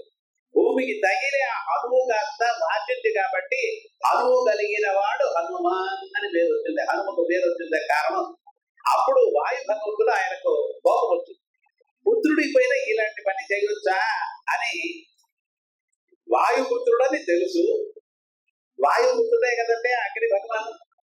ఆ అగ్నికి సంబంధించిన తేజస్ సంబంధించిన వాడే కదంటే సూర్యుడు. అంత మటుకు తగలగా ఉండవుతా అని కోపంతో ఎవరు తప్పు చేసినా, తప్పు మన పుత్రుడు అయినా కూడా వారికి ఏదైనా కట్టం వస్తే ఆ తల్లిదండ్రులకు అది బదలు చూడండి, అది ఒక్క క్షణం నిలిచిపోయాట. వాయువు ఇక్కడ ప్రసరించకుండా నిలిచిపోయాట. అప్పుడు వాయువు నిలిచిపోతే ప్రాణులన్నీ చనిపోతారండి. అందులో దేవతలందరూ అక్కడికి వచ్చారు. వచ్చినప్పుడు బ్రహ్మదేవుడు ఆ వాయువుని కొద్దిగా బుద్ధగించి, నాయన ఈ పని చేయొద్దు, అది చాలా ప్రపంచానికే హాని వస్తుంది అని చెప్పి అందరి చేత ఏం చెప్పారంటే, ఏ దైవతం యొక్క అస్త్రమో హనుమ మీద ఏ ప్రభావం ఉండరాదు అని దాన్ని వరమిచ్చాడు. తన బ్రహ్మాస్త్రంతో పాటు అందులో ఏ అస్త్రం, ఇంద్రాస్త్రమో, వాయువ్యాస్త్రమో, ఆగ్నేయాస్త్రమో, ఏ అస్త్రం వేసినా హనుమ మీద ఏ పని చేయదు. అది వాటి చక్కగా కూర్చుంటుంది. ఈ బ్రహ్మాస్త్రం వేసినప్పుడు కూడా ఆయన చూచాట, ఆహాహా, బ్రహ్మాస్త్రం కూడా నన్నేం చేయలేదు. అయినప్పటికీ కూడా లోకగురు ప్రభావాత్ ఇత్యేవమత్వాభిహితోత్రబంధ మమత్మయోనేరనువర్తనీయ. బ్రహ్మదేవుడి అస్త్రమును కూడా నేను లోకకుంటే అది బ్రహ్మదేవుడికి అపకారం కదండి. నాకు ఇన్ని రోజులు ఏ అస్త్రమో నన్ను హింసించరాదని వరమిచ్చిన బ్రహ్మదేవుడి అస్త్రాన్నే నేను అతిక్రమించానంటే అది బ్రహ్మదేవుడికి కించవలసినట్లు అవుతుంది అనే అభిప్రాయంతో తానే లొంగిపోయాడు. లొంగిపోవడంలో ఇంకో కారణం ఉంది. సులభంగా రావణుడిని చూడవచ్చు, మనం పోయి చూడడం అంటే కష్టం. వాళ్ళుగా మనల్ని పిలిచేట సందర్భం తయారు చేసుకున్నాడు. సరే, ఆ ఇంద్రజిత్తుకు భలే సంతోషం, గర్వం ఎక్కింది, నా బాణానికి లొంగిపోయాడు కదా అని. ఇంతలో ఈ రాక్షసులంతా ఏం చేశాడు, చడవల్కయించబంధు పక్కనున్న చిన్న చిన్న తాళ్లతో బిగించాట. ఏంటే మళ్ళీ ఈ వానరుడు లేచాడంటే మళ్ళీ చేయడం కష్టం కదా అని. ఓహో, అడుగు మరుక్షణం చూశాడు అతను. హనుమ కలుసుకున్నట్ట, వీళ్ళ కాళ్లకు వేరే బంధాలు కట్టారు, మరో దాంతో ముడి పెట్టామంటే పాత బంధం పోతుంది. అందువల్ల బ్రహ్మాస్త్ర ప్రభావం పోయింది. అయినప్పటికీ కూడా మనం మోసుకెళ్ళని కొద్దిగా శరీరానికి ఉండని అనే అభిప్రాయంతో ఉంటూనే ఉన్నట్ట. సరే చెప్పి వీళ్ళందరూ హనుమను మోసుకుని అక్కడికి వెళ్ళి రావణుడి ముందు నిలిపారండి. రావణుడి ముందు నిలవగానే హనుమ చూచాట, ఆ రావణుడి నలుగురు మంత్రులు ఇటు అటు ఉన్నారు, సింహాసనంలో కూర్చున్నాడు, అటు సైన్యాలంతా ఉంటున్నాయి. ఆయనకు రాజ గౌరవంతో అందరూ రెండు పక్కల విద్యాలన్నీ వీస్తున్నారు. ఇవన్నీ చూసిన అతని అహోరూపమహోధైర్యం అహో సత్వమహోద్యుతి సరహోరక్షత రాజస్య సర్వలక్షణయుక్తత. ఏమి గౌరవం, ఏమి టీవీ, ఏమి పరాక్రమం, ఎలా ఉంటున్నాడు. యద్యదోదబలవాన్ స్యాదయం రాక్షసేశ్వర. హనుమ మనసులో ఉన్న అభిప్రాయం, ఇతని వద్ద అధర్మము అన్న దోషము లేకుండా పోయి ఉంటే ఏమయ్యేది. స్యాదయం సురలోకస్య చక్రస్యాభిరక్షిత. ఇంద్రుడి కన్నా గొప్పవాడుగా ఉండేవాడు కదా ఇతను. ఈ అధర్మం ఉండబట్టి కదా ఈ పరిస్థితికి వచ్చాడు అని ఆ రావణుడి గొప్పతనాన్ని, టీవీని, వీర్యాన్ని చూసి సంతోషపడ్డాట హనుమ మొదట. అదే విధంగా రావణుడు హనుమను చూశాడు. రావణుడు చూసి ఏమనుకున్నట్ట, కిమేష భగవన్నంది భవేత్ సాక్షాదిహాగత ఏన శబ్దోస్మి కైలాసే పురా సంచోదిత సంచాలితే మయా. ఎవరయ్యా ఈ వ్యక్తి, ఒకవేళ ఇతను నందీశ్వరుడు అని భయపడ్డాట రావు. ఏమిటి నందీశ్వరుడు ఎందుకు భయపడ్డాడు. కిమేష భగవన్నంది భవేత్ సాక్షాదిహాగత. నేను వేరెవ్వరికి భయపడను. అయినా ఈ నందీశ్వరుడు చూస్తే లోపల ఒక భాగం ఈయన అలా కనిపిస్తున్నాడండి. ఎందుకని, ఒక కాలంలో కైలాస పర్వతానికి వెళ్ళారు. వెళ్ళి ఆ పర్వతాన్ని అలాగే కదిలించి తీసుకురావాలి అనుకున్నారు. అప్పుడు ఆ పర్వతాన్ని కదిలించినప్పుడు ఆ అక్కడ ఉన్న పార్వతీ పరమేశ్వరుల వద్ద అమ్మవారికి కొంచెం చలించగానే మనసులో మాదిరి అయితే పరమేశ్వరుని ఆలింగనం చేసుకుని ఎవరిది ఏమైంది అనిందట. పరమేశ్వరుడు చూశాట యోగ దృష్టితో, తన బొటన వెళ్తూ నొక్కేశాడు. నొక్కగానే ఏమైంది, చేతులు అలాగే అలా నెచ్చిపోయింది. అప్పుడు చాలా శ్రమపడినప్పుడు అలా కొద్దిగా తీసుకుని బయటకు వచ్చినప్పుడు నందీశ్వరుడు పక్కన నుండి క్షమించాట. నిన్ను ఒక కోతి వచ్చి నేను హింస పెడుతుంది, మానవుడి వల్ల నీకు మరణం ఏర్పడుతుంది అని భగవంతుడు క్షమించాట. ఆ నందీశ్వరుడేమో ఇక్కడ అని వానరి కోతిని చూసి ఆయన కొద్దిగా మనసులో దుఃఖాన్ని అనుభవించాడు. ఆ తర్వాత ప్రహస్తుడు పక్కన ఉన్నాడు. ఆ ప్రహస్తుడిని అడగమన్నాడు, ఎవరు, ఎందుకు వచ్చాడట, ఎందుకు ఈ పని చేశాడు, రాక్షసుడితో ఎందుకు చంపాడు, ఇవన్నీ అడగండి మీరు. అబ్రవీన్నాత్మి చక్రస్య. అప్పుడు అడిగినప్పుడు ఆత్మ చెప్పాడు, అయ్యా నేను విష్ణువు కాదు, నేను ఏ దేవుడు కాదు. అబ్రవీన్నాత్మి చక్రస్య యమస్య వరుణస్య వా. ఎప్పుడో వరుడో వీళ్ళ వద్ద నుంచి రాలేదు. ధనదేన మే సఖ్యం. కుబేరుడితో నాకు సఖ్యం లేదు. ఎందుకంటే కుబేరుడు సొంత అన్ననే రావణుడికి. అన్నగారు అయినప్పటికీ కూడా కుబేరుడిని యుద్ధంలో జయించి విమానాన్ని పట్టుకొచ్చేశాడు. ఒకవేళ కుబేరుడితో చేసినవాడా కాదయ్యా. కుబేరు ధనదేన మే సఖ్యం విష్ణునాస్మి జోదిత. మహావిష్ణు నన్ను పంపలేదు. మరి ఎవరు? నేను వానరుడే, జాతి చేత వానరుడే. మధుతో అమిది విజ్ఞేయ రామస్యామిత తౌజస. అమిత తేజస్వైన రాముడి యొక్క దూతను పట్టును. శ్రూయత వచనం మమ పథ్యమిదం ప్రభో. అయ్యా నా మాటలు వినండి, మీకు మంచి కలుగుతుంది, లేకుంటే చాలా కష్టపడతారు మీరు.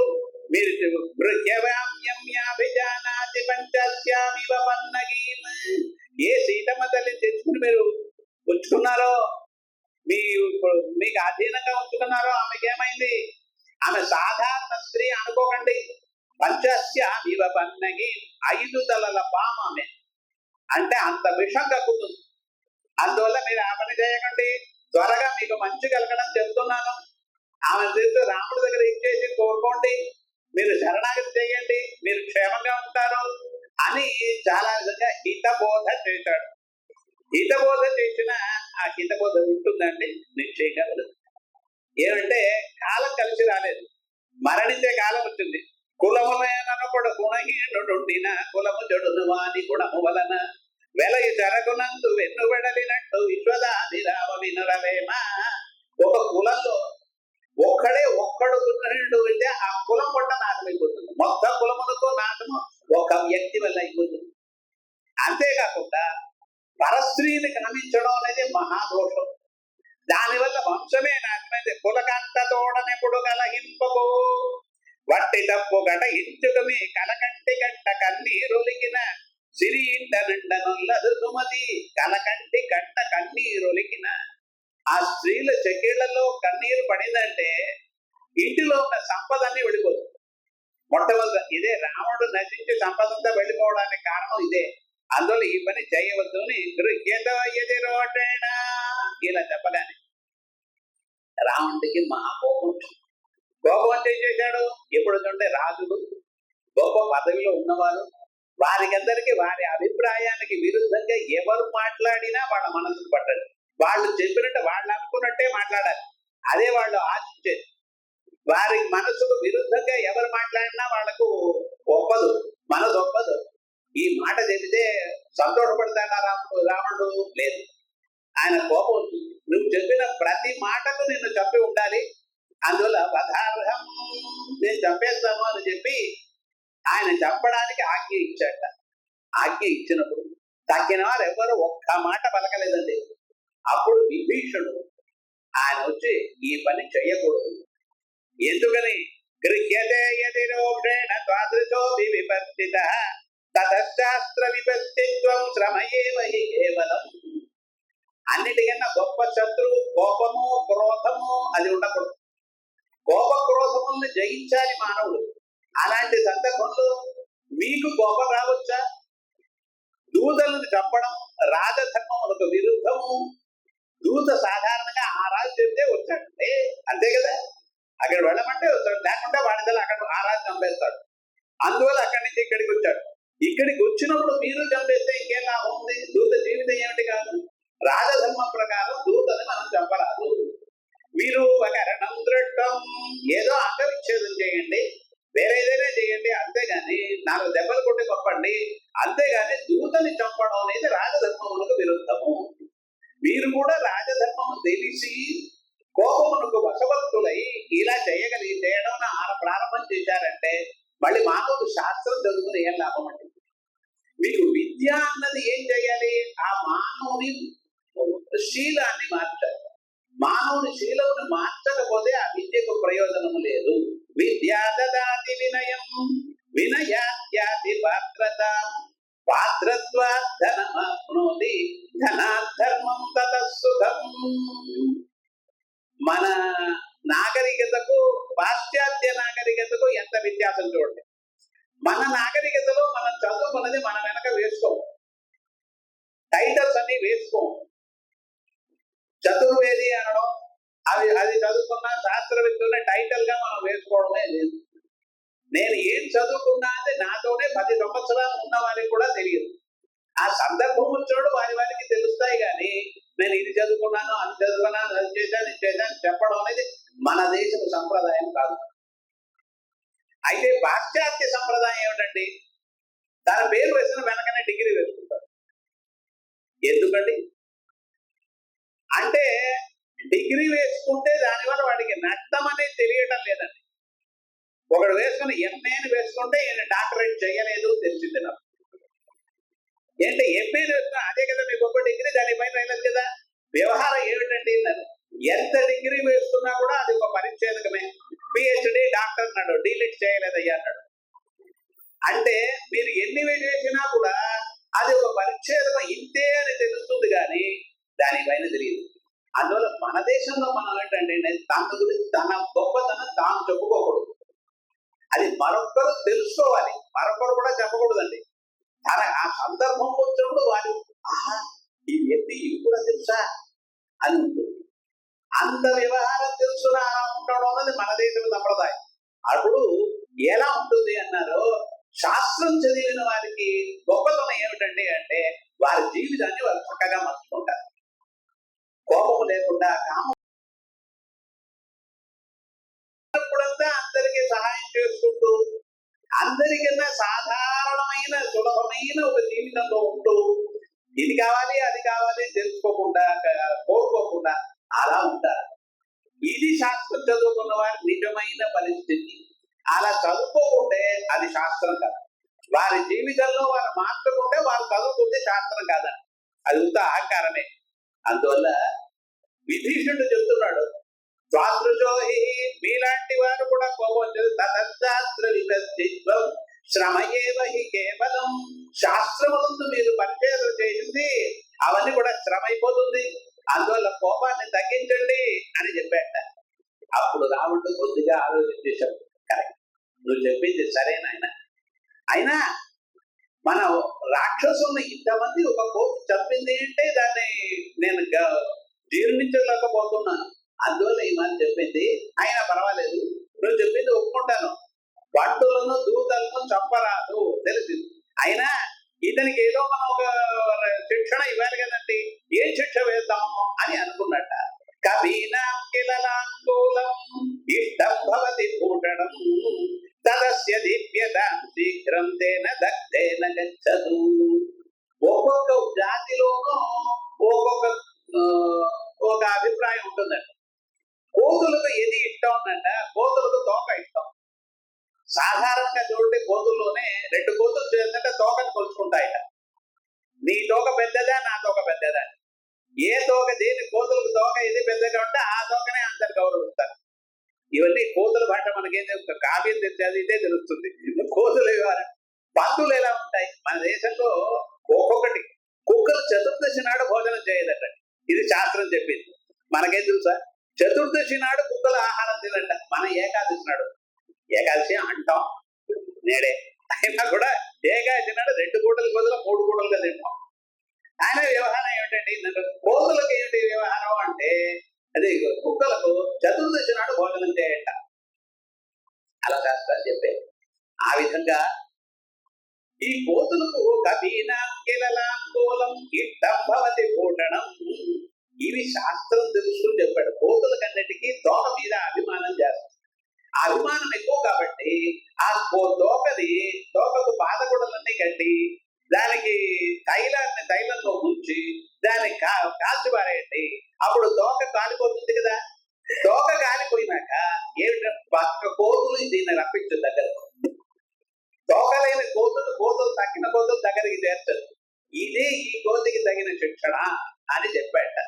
సరిగ్గా చెప్పాలా, తక్కిన కోతులు తక్కిన రాక్షసులందరూ చేరారు. వారి ఇళ్లలో ఉండే పాత బట్టలని తెమ్మన్నారు. విశేషంగా ఈ పెద్దగా కోతికి తోక కట్టారు. కట్టేసి దీన్ని చేసి ఏం చేశారు, తార తప్పట్లతో అలా వీధుల్లో తీసుకొచ్చి అలా తిరగడం ప్రారంభం చేశారట. హనుమ చూశాట. ఏది చేసినా ఆ రాముల వారి స్మరణం మనకు సంతోషాన్ని కలిగిస్తుందండి. ఏమిటి అన్నారు, ఇది రాత్రిపూట మనకు ఏమిటి కళ్ళు సక్రమంగా కనిపించవు. ఆ కనిపించేట నిప్పు పెట్టారు. అంతేకాకుండా అన్ని చోట్లకు ఊరంతా మనం ఊరేగిస్తున్నారు. ఊరేగించినప్పుడు ఎక్కడెక్కడ రాక్షస సైన్యం ఎచ్చట ఉన్నది, ఎలా వెళ్ళాలి అనే దారి మనకు బాగా తెలుస్తుంది. నేను ఎలా గెంతుకుంటూ ఇక్కడ అక్కడ వెళ్ళాను. ఇప్పుడు ఏ దారిలో వెళితే దగ్గర ఉన్నది, ఎలా ఉంటుందని సంతులు మలుపులు అన్ని కూడా మీరు చూపెడుతూ ఉన్నారు. సంతోషమే అని అనుకుంటూ వారితో కూడా వెళుతూ ఉన్నట్ట. ఇప్పుడు చూడండి, ఏ విషయం కానీ మనం దాన్ని శిక్షగా తీసుకుంటే దానికి ఒక బాధకంగా ఉంటుంది. అదే మనకు ఒక సంతోషం, మనకు చక్కని ఒక సందర్భం ఏర్పడింది అంటే ఈ సందర్భాన్ని విశేషంగా అతను తీసుకుని ఓహో ఇది చాలా మంచిది అనే అభిప్రాయంగా సంతోషంగా వెళుతున్నట్ట. అక్కడ ఉన్న అందరికీ వారందరూ చెబుతూ ఉన్నారు, ఈ కోతే సీతమ్మ తల్లిని చూసింది, ఈ కోతే రాక్షసుని తప్పింది, ఈ కోతే దూతగా వచ్చింది, ఈ కోతే ఇలా చెప్పింది అని చెప్పుకుంటూ పాడుకుంటూ వెళుతూ ఉన్నారు. సంతోషంగా వెళ్తారు. అన్ని లంక మొత్తం చుట్టారట. వారికి అది సంతోషం రాక్షసులకు. ఈయనగా అలాగా ఈయనకి అన్ని చోట్ల చూడాలి అని అభిప్రాయం. అన్ని చూశారు. ఈ విషయం మెల్లగా సీతమ్మ వారి వరకు వెళ్ళిందట. ఆమె చూసి ఆహా బాధపడింది. అలాగా ఈ కోతి కాపాడబడాలి అనుకుంటుంటే ఇలా అయిపోయిందే, నేను పతివ్రతగా ఉంటే రామునే తలుచుకుంటే హనుమత ఆయనకు ఒక విధమైన బాధ కలిగించకుండా ఉండని అని వరుణుడిని ప్రార్థించిందట. రాముని ప్రార్థించింది, సకల దేవతల్ని ప్రార్థించింది. ఆమె ఇలా ప్రార్థిస్తూ ఉన్నప్పుడు ఆత్మ చూశాట. అది సరే, ఇంత ప్రకాశంగా ఉంది, మళ్ళీ బట్టలు వేస్తున్నారు, పోస్తూ ఉన్నారు, నాకు ఏమిటి నమేకించేంద్రుజా ఒక కాలడమే లేదు ఏమిటి అని చెప్పి అలా ఆశ్చర్యపడుతూ ఉంటాడు. ఆయన వస్తూ ఉన్నప్పుడు తన పాత ఎక్కడ పురుషుతో ఆరంభం చేశాడో ఆ పురుషుల దగ్గరికి వచ్చాడు. ఆ పురుషు దగ్గరికి రాగానే ఆయనకి ఏమైందో జ్ఞాపకం వచ్చింది. ఒక్క క్షణం చిన్న స్వరూపంగా మారిపోయాడు. ఇది వారికి తెలియదు రాక్షసులు. ఆయన పెద్దగా మారగలడు, చిన్నగా మారగలడు. చిన్నగా మారగానే ఏమైంది, ఆ బంధాలన్నీ కట్టిన కట్లన్నీ వీడిపోయాడు. ఒక్కసారి బయటికి వచ్చాడు. మళ్ళీ కట్లు వీడిపోగానే ఏమైంది, అక్కడ పక్కన ఇనప పోయి అక్కడ ఉండనే కదా ఇనుము, దాన్ని పుచ్చుకున్నాడు. అంతే, వీరందరినీ ఒక దారి పట్టాడు. వీళ్ళందరూ బెదిరి వెళ్ళిపోయారు. నేరుగా సముద్రానికి వెళ్ళాడు. సముద్రానికి వెళ్ళి మన తోకని ఇన్ని రోజులు పట్టుకున్నాడు. మనల్ని ఆశ్రయించిన వారికి మనం సహాయం చెయ్యాలి. ఈ అగ్ని భగవంతుడు నా తోకని పట్టుకున్నాడు. అందువల్ల అస్య సంతర్పణం న్యాయం కర్తుమే బృహత్తమై అని చెప్పి అస్య సంతర్పణం న్యాయం, మన తోకని పట్టుకుని ఇన్ని రోజులు ఇంతసేపు ఉన్న ఇతనికి మనం ఏదో సహాయం చేయాలి అని చెప్పి అలా ఆ సముద్రంలో పట్టాలి అనుకున్న క్షణంలో ఆయనకు ఒక్కసారి గుర్తొచ్చిందట ఆ రాజానే. మన తోకలో తిప్పున్నాడు కదండి, ఆ నిప్పుకు మన ఏదో ఆహారం మనకు పట్టిన మన ఇంట్లో పిల్లలు వచ్చారంటే ఒక చాక్లెట్ ఇస్తారు, బిస్కెట్ ఇస్తారు. అలా మన ఇంటికి మనం పట్టుకుని ఆశ్రయించిన వాడికి అడిగే సహాయం చేయాలి కదా అని అన్నాడు. నేరుగా ప్రహస్తస్య నివేశనం గద్దేశాడు. ప్రహస్తుడికి పోయాడు. మెల్లగా యారీ తెలియకుండా ఆ ద్వారబంధ నుంచి లోపల దూరి తోకను పట్టుకు లోపల వదిలేట. వాళ్ళు ఎవరు గమనించుకోలేదు. ఆ తోక పట్టుకు లోపల పోయింది. ఆ మారింది. మళ్ళీ అక్కడి నుంచి విరూపాక్షస్య భవనం విద్యుజ్జిగ్వస్య విద్యుక్వమానేత అని ఒక్కొక్కరి ఇంట్లో ఊరి మెల్లమెల్లగా తోకని వదులుతూ ఉన్నాడు. అది ఇళ్ళన్నీ అంటుకుంది. వాళ్ళందరూ బాబా ఏదో టీవీ చూస్తూ మూలలో కూర్చుంటారు హాల్లో. వేరే ఏదో రూములు నింపట్టుకుంటే వాళ్ళకేం తెలుస్తుంది. అది బాగా అంటుకుని అయినాక పరగడం ఆరంభించారు. ఇలా అందరింట్లో రావణుడి ఇంటితో సహా విభీషణస్య భవనం విధమ్య విభీషణుడి ఇల్లు మట్టుకు వదిలేట. దగ్గర అందరి ఇళ్ళని కాల్చి పారేసి నేరుగా సముద్రానికి వచ్చాడు. మళ్ళీ ఏం చేశాడు, ఆ తోకను మెల్లగా సముద్రంలో దించాట. దించినప్పుడు ఆ తోకలో అగ్ని కాస్త శాంతించింది. ఇంతవరకును హనుమతో ఒక సంతోషం, ఆనందం, ఉత్సాహం ఇవన్నీ ఉండింది. కదానే ఒక్క క్షణం చూశాట. గృహగృహం రాక్షసాన ఉద్యానాని వానర. అక్కడ వాళ్ళందరూ నూనమేషోగ్నిరాయాత కవిరూపేణ ఇది అందరూ ఎడవడం ఆరంభించేశారు. ఇల్లు అంటుకుంటే ఇంటి నుండి బయటకు వచ్చారు. ఇక్కడి నుంచి మనం ఫైర్ ఇంజిన్ కి టెలిఫోన్ చేస్తే మా ఇల్లే కాలుతున్నదండి అంటున్నాడు వాడు. వాడు ఎవడిస్తున్నాడు, వ్యవస్థ అన్ని చెడిపోయింది, అన్ని చోట్లలో నిప్పంటుకుంది. అందరూ రోడ్డు వరకు వచ్చేసారు, వేరే గతి లేదు. అయినప్పటికీ అవన్నీ చూచాట. తతత్తులంక పురపర్వతాగ్రే సముద్రితో భీమపరాక్రమక్రే ప్రసర్య చూడ వలయం ప్రదీప్త హనుమత తేజవత విదృష్ట కాలజ్ఞ సర్వభూతాని తత్రతు. మొట్టమొదట రాముడి చరిత్ర చెప్పి భయమును కల్పించిన వాడు హనుమ.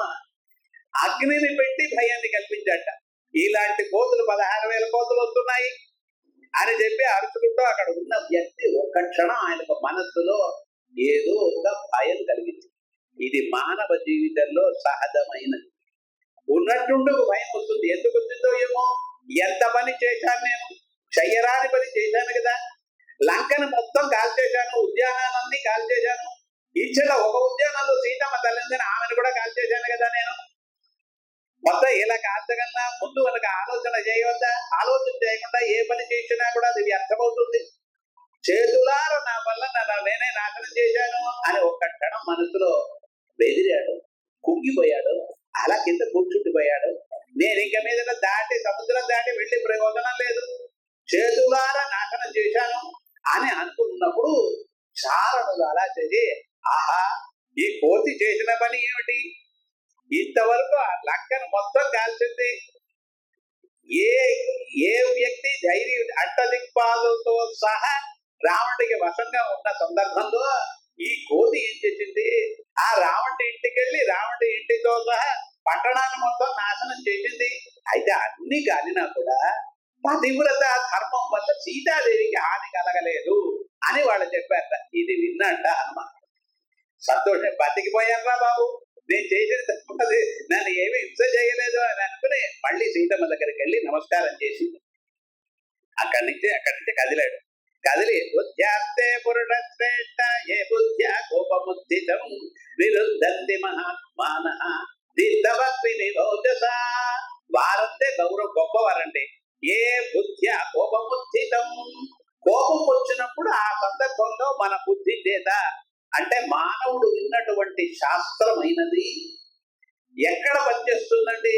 శాస్త్రం చెవుల ద్వారా గురుముఖంగా వింటాం. విన్నది మన మనస్సు కడుతుంది. ఆ మనస్సులోని సంస్కారములు అది వృద్ధి బుద్ధిలో పోయి నిలుస్తుంది. ఆ సందర్భం వచ్చినప్పుడు ఆ బుద్ధిలో ఉన్న సంస్కారములు మిమ్మల్ని చెడ్డ పని చేయకుండా నిలుపుతుంది. అలాంటి ధన్నాత్ములు మహాత్ములు నిరుద్ధంతి మహాత్మాన అని వారికి నమస్కారము అని హనుమ చెప్పుకుని అమ్మవారి దగ్గరికి వచ్చి నమస్కారం చేసి చెప్పాట. అమ్మ చెప్పింది, ఇంత చేయడానికి నీకు ఎక్కడిది శక్తి అని అడిగిందట. ఇంతటి చేశావే, నీకు మనస్సులో భయం లేదా? రావణ్ణి చూసినా కూడా భయం లేదా నీకు? ఇవన్నీ చేసి ఏమిటి భయం అంట? హనుమ ఒక మాట చెప్పాడు, నా పక్కన రామ నామ ఉందమ్మా. కోతికి శక్యమా అసుర కోటుల గెల్వను, కోతికి శక్యమా అసుర కోటుల గెల్వను, గెలిచిపో నిజం బాధని మేన సీత కరుడవుటదవానరుడెంత వింత. ఆయన చేతులు ఆయన తోకలో దవానుడైన అగ్ని శీతకరుడవుట చల్లగా ఉండట ఎంత వింత మా సీత పతివ్రత మహిమ అమ్మ మీ మహిమ అది ఆ రామనామ మహిమ మీ మహిమ సేవక వాక్యము మీ కటాక్షము ఘాతకు శక్యమా పొగడ వేరే ఎవరికి తెలుస్తుంది అని సీతాదేవిని చెప్పి ఆమె దగ్గర నమస్కారం చేసి ఆమె అనుగ్రహంత కల్లోలాంతం ఉద్భవాతన హరి తన పని పూర్తయింది అనుకుని మళ్ళీ కల్లోలంతో కూడిన ఆ సముద్రంలో ఆ విద్యాధరులు వారు ఎదురు చూస్తున్న సందర్భంలో సముద్రాలు కూడా ఆ లంక కాలిపోయిందని చూసి బెదిరేట ఆయన ఎలాంటి పని జరుగుతుందా ఎదురు చూడం కదా ఏమిటంటే ప్రపంచాన్ని ప్రకృతిని వశం చేసుకున్నవాడు రావణుడు అష్టదిక్పాలను తన చెప్పినట్టు విన్నట్టు చేసేట్టు చేసిన వాడు ఆయన చూస్తే గదగద వణికిపోయేది అలాంటి పరిస్థితిలో ఇలాంటి ఒక కోతి సాధారణంగా చేసిందంటే అలలు పెద్ద పెద్దవిగా వచ్చింది కల్లోలములని పేరు ఈ సునామీ అంటారు కదండి ఇది ఇప్పుడే మనకు తెలుసు 10 ఏళ్ల మునిపే అంతకు మునుపు సునామీ ఈ దేశంలో తెలియదు మన వ్యక్తులకు తెలియదు అదేదో జపాన్ అలాంటి దేశంలో వాళ్ళకి అలా అలవాటు ఉంది వాళ్ళకి తెలుసు మన ఊళ్ళో పిల్లలకంతా ఇప్పుడు సునామీ అంటారు కదండి సునామీ ప్రతి ఇంట్లో జరుగుతుంది ఇప్పుడు ఏంటంటే కల్లోల వేలాంతం ఇది సంస్కృతంలో పదం కల్లోలము అంతేకాకుండా అల్ల కల్లోలములు అయ్యే అంటారు కదా ఇవన్నీ భాగవతంలో ఉంది ఈ సునామీ అనే దానికి సంస్కృత పదమో తెలుగు పదమో కల్లోలో వేలాంతం ఉద్భవాతన హరి మళ్ళీ అక్కడి నుంచి లంక నుంచి రాముడిని చూడాలి ఆ రాముడికి సీతాదేవి చరిత్రను చెప్పాలి ఈ జీవుణ్ణి పరమాత్మతో చేర్చాలి అదే గురుకార్యం ఒక్క క్షణం నేను వదలకూడదు ఏంటంటే ఆ పరిపక్వమైన ఆ శిష్యుడు ఉన్నాడు చూడండి వాడిని త్వరగా అతనికి మోక్షం కలిగించాలి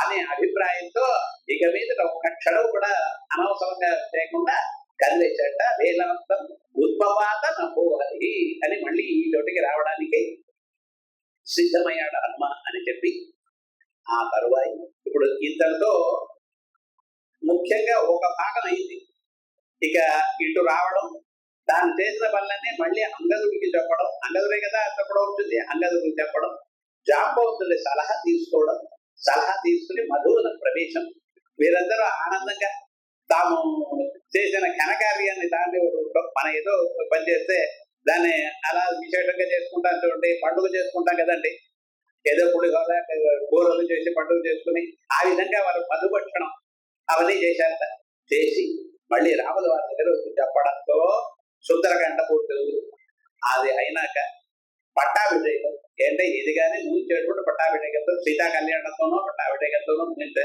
అందులో రేపు ఇంతవరకు సుందరకాండం ముగించి తర్వాత శ్రీరాముల వారి పట్టాభిషేకం వారి అభిషేకం ఎలా చేశారో అదే ప్రక్రియలో ఇక్కడ కూడా రేపు జరగబోతున్నది విశేషంగా అందరూ వచ్చి రాముడి పట్టాభిషేక సందర్భాన్ని కనులార కాంచి చెవులతో విని వారి జీవితాలు ధన్యం చేసుకుంటూ ఉంటాం అని చెప్పుకుంటూ రేపు సాయంకాలం 6 గంటలకు మంగళం కోసలేంద్రాయ మహనీయ గుణార్థయే చక్రవర్తి తనూజాయ సర్వభౌమాయ మంగళం గోపికా